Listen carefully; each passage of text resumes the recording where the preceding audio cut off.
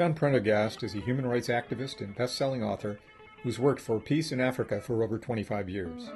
He's co-founder of the Enough Project, an initiative to end genocide and crimes against humanity.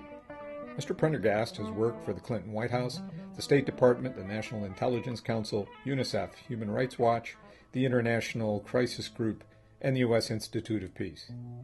He's the author or co-author of 10 books, including the New York Times bestseller Not on Our Watch, co-authored with Don Cheadle. With George Clooney, he helped launch the Satellite Sentinel Project, which aims to prevent conflict and human rights abuses through satellite imagery. In March 2013, Mr. Prendergast was interviewed at Monroe Community College in Rochester, New York, following a human rights event where he was the featured speaker along with Salvadud, a lost boy of Sudan who founded Water for South Sudan, a nonprofit corporation which drills water wells in remote villages of South Sudan.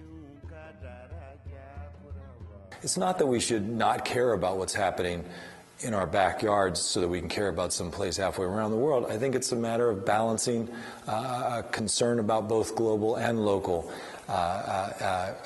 issues, and with an understanding that not everyone is going to take these issues up, of the difficulties and problems and challenges facing people halfway around the world, but they are clear and present needs, and they are many people who lived in South Sudan and were driven out of South Sudan as refugees, are living in the United States now, so we're increasingly connected between South Sudan and America.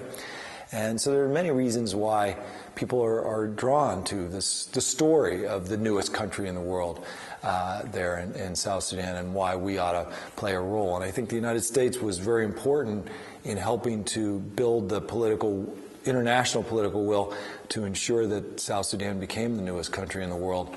And we are, therefore, I think, have a bit of a responsibility to say, okay, we helped birth this new country, let's now help it get on its feet.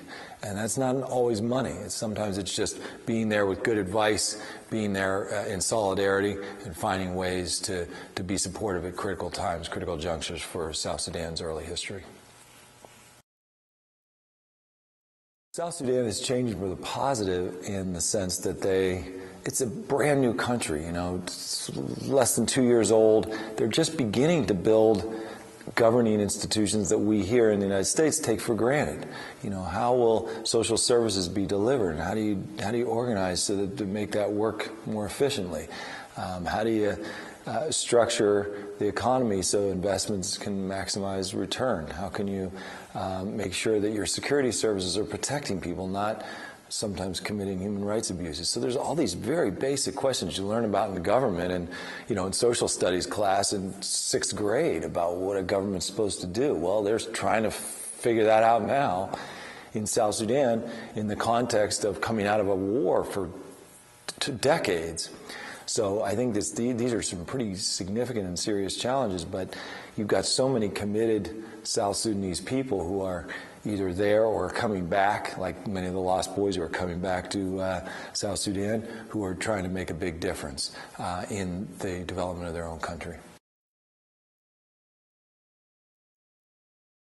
The biggest challenge in South Sudan to building infrastructure is probably the level of corruption there. You have a lot of people who, and a very small number of people who have tried to take a lot of the country's resources, but slowly but surely, it's a new country. They're building institutions, building processes, building oversight mechanisms to guard against that corruption.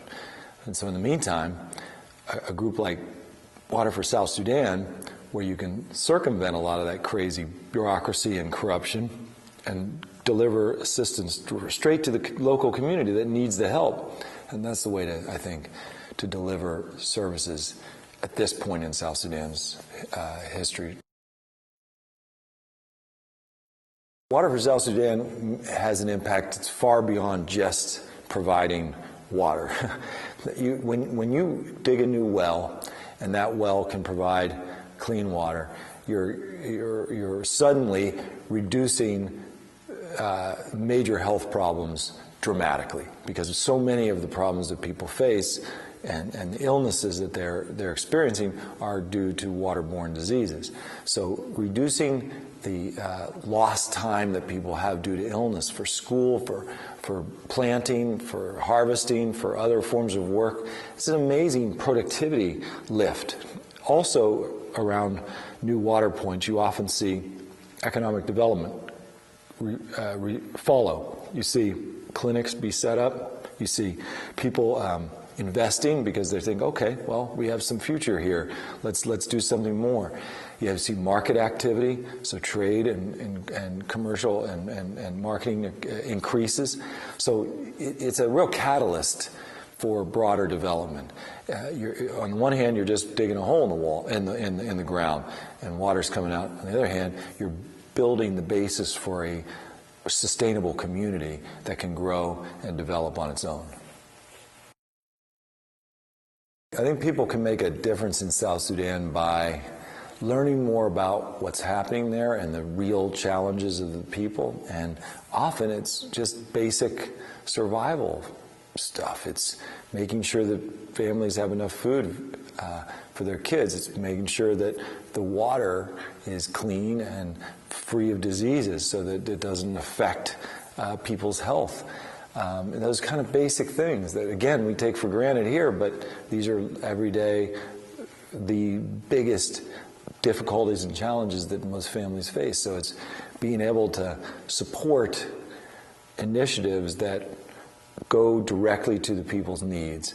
And that's why I think Water for South Sudan is so important, is because clean, drinkable water is one of the most urgent priorities of people throughout South Sudan, and that organization is provided in about the most cost-effective manner I've ever seen.